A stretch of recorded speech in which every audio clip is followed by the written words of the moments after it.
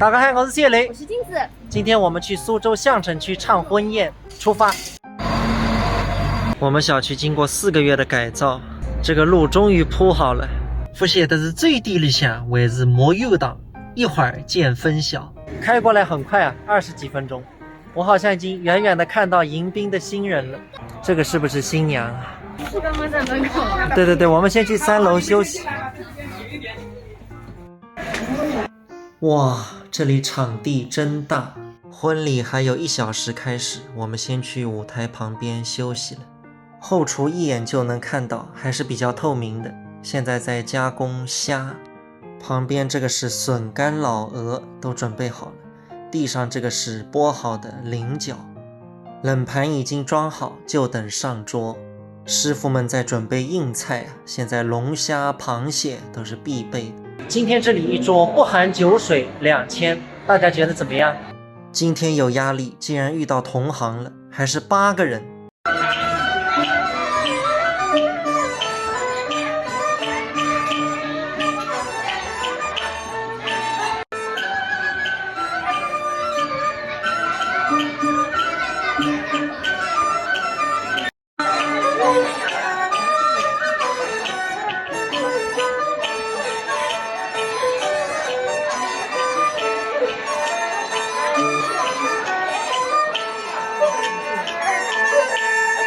本来婚宴演出我们紫竹调和步步高，每次是必演的，那今天没办法演了，因为他们8个人太强大了，我们2个乐器的声音比不过他们8个。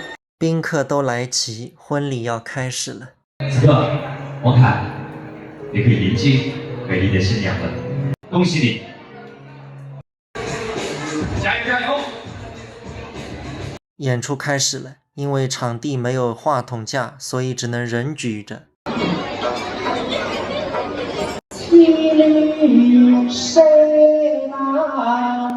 苏州评弹还是很受欢迎的，就是辛苦旁边举话筒的朋友了。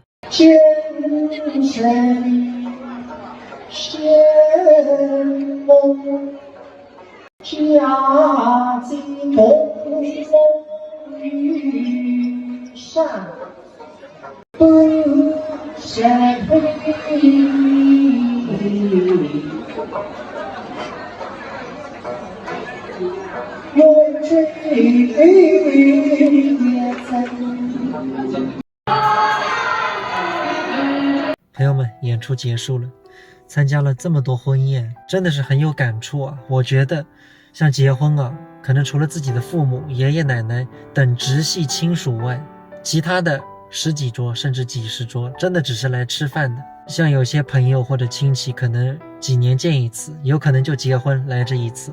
怎么说呢，真正关心你的人可能在世上就只有那么几个。朋友们，你都讲阿呆。